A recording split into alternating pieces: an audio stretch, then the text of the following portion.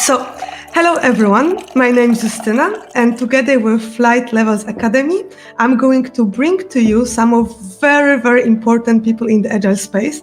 And I'm not exaggerating by saying very important people, because the first one is actually Troy Magennis, and I've been following his work for years. And the reason for that is following.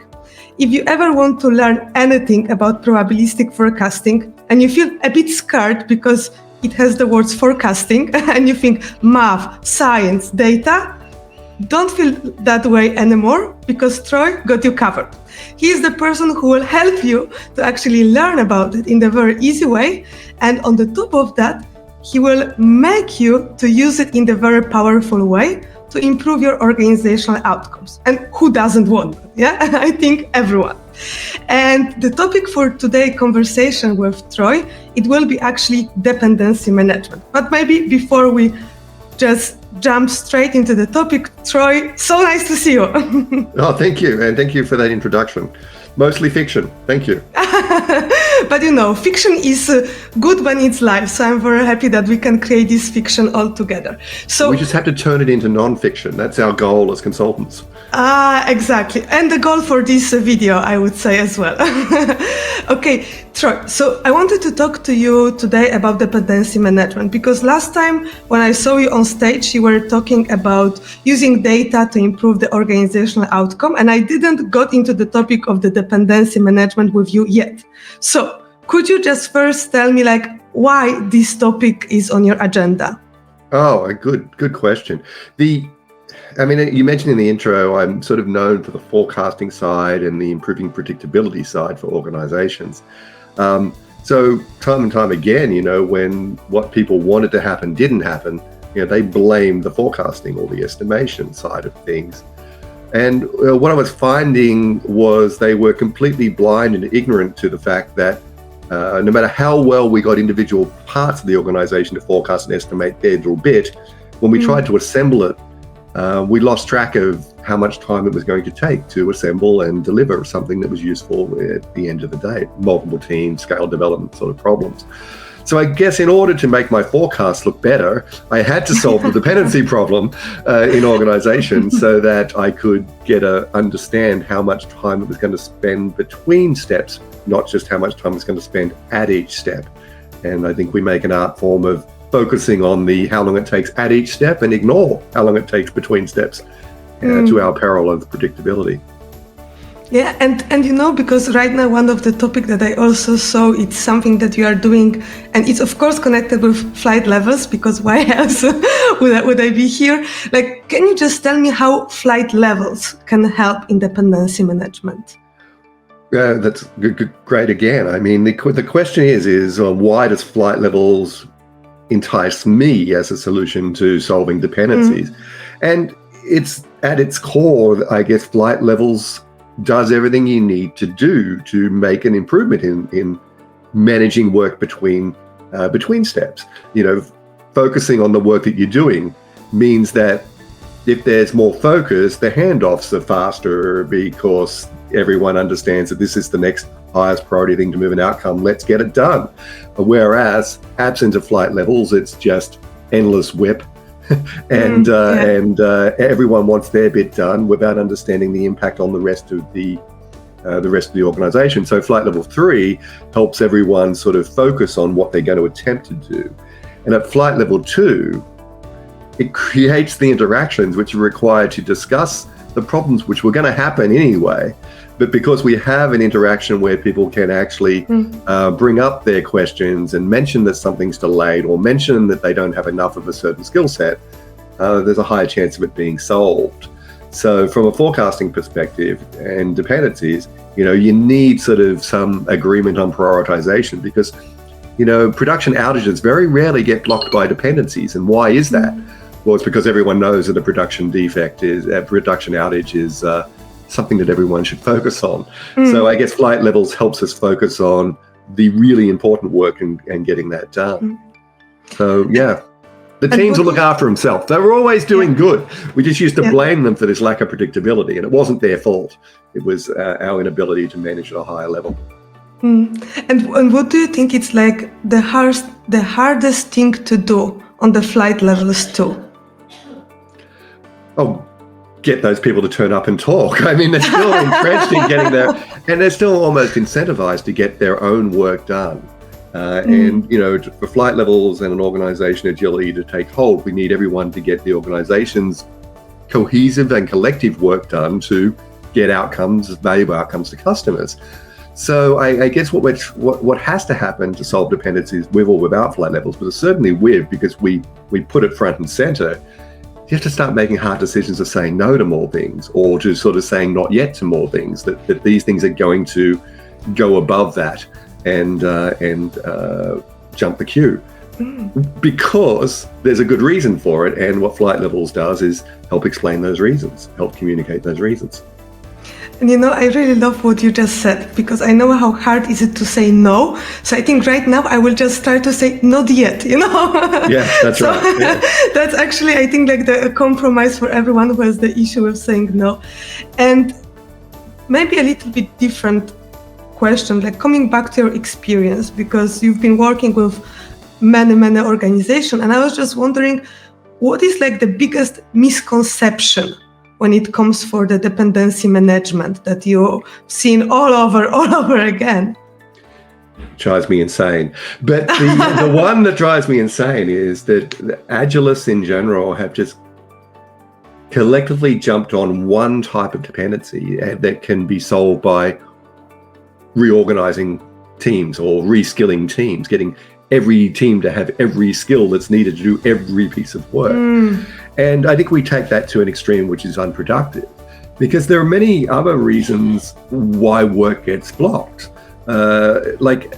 So my definition of a dependency differs from everyone else's. My definition of a dependency, it's a blocker in flow that hasn't happened yet. So it's just a blocker that's going to happen tomorrow or next week.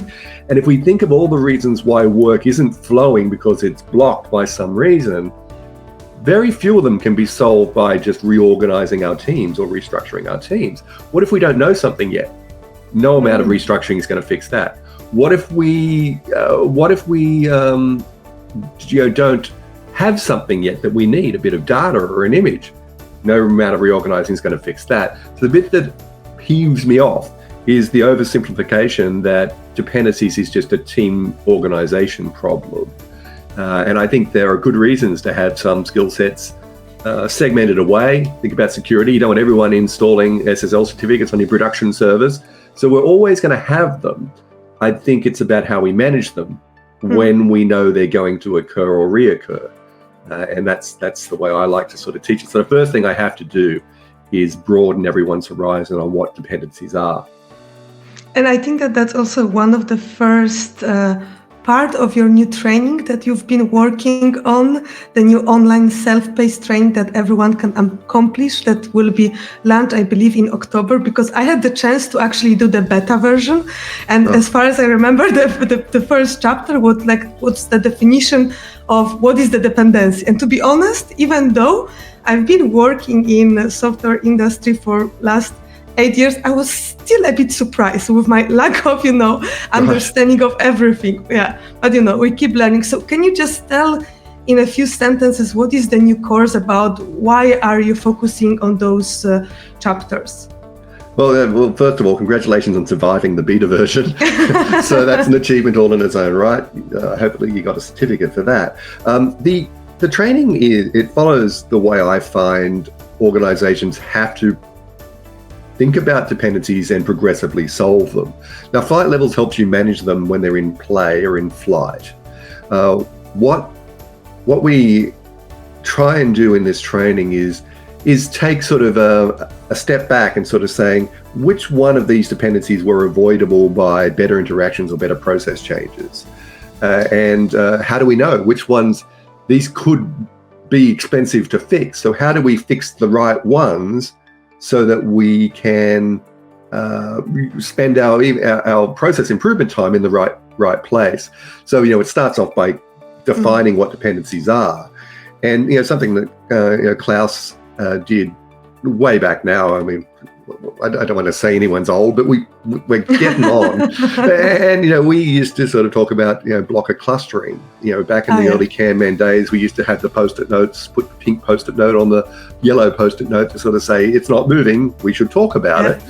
And, better still was to write something on that pink Post-it note as to what was causing the blocker. Well, we didn't have an image, or we were waiting to learn the text, or we're waiting for legal to approve the privacy statement.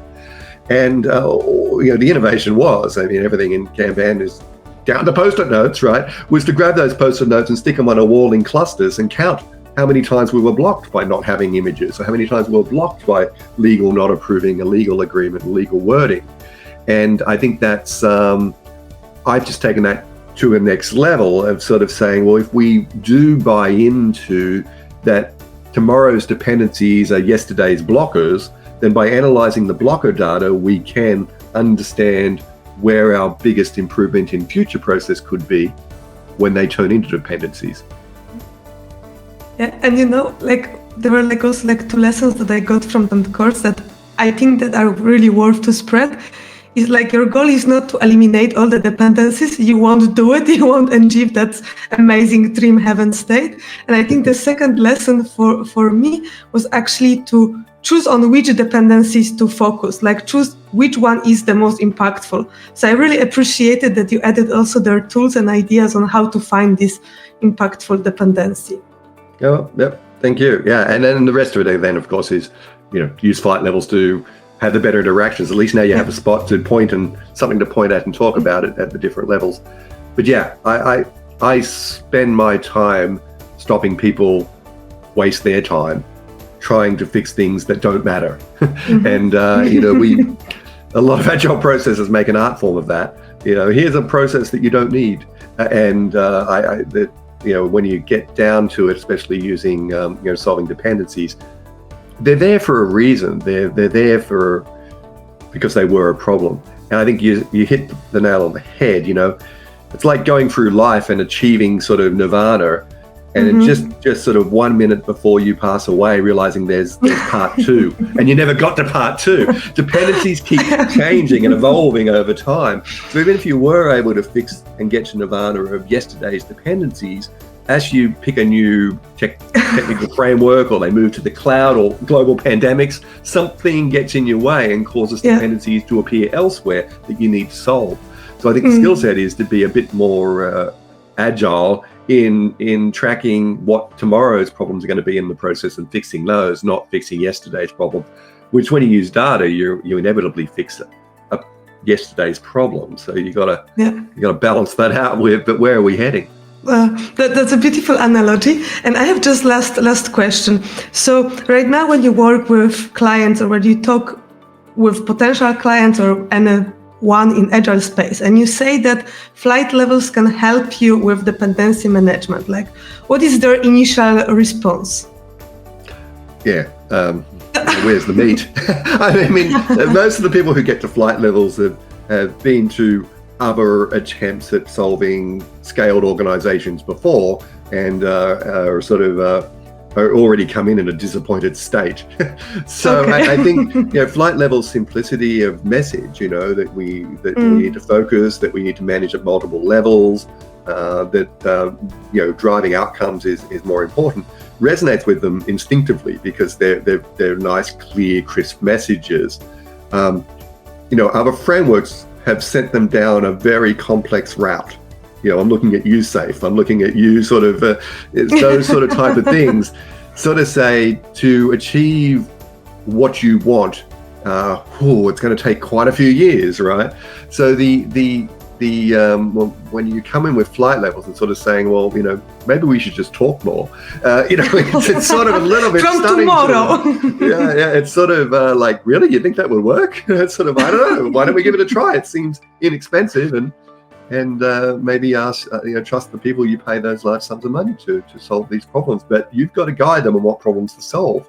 So I tend to go down that route. Let me help you find what problems you should solve. That way you're not spending money on solving the problems that aren't going to give you any bang for the buck. And, flight levels is light enough and understandable enough to get in there and do that. And I think like the proof of the simplicity of what you just said is that we could just wrap it up in like 16 minutes to tell like how flight levels can actually help you with dependency management. And for those of you who will be hungry for more of Troy, which for sure I will be, I highly suggest that you can join the Flight Level Days conference on the 10th of October. But if you already have plans, no worries. There will be also the online course that you can take at any time that will be also published in October. And if you will still feel like, maybe I'm not ready yet for the online course or any investment like that, just digging into Troy's work. I'm sure that it will be the testimonial by itself. So Troy, pleasure as always. I'm really happy to see you, and thank you for spreading some good words and a good 16 minutes lesson that will serve me for life. Okay. Thank you so much. Bye, everyone.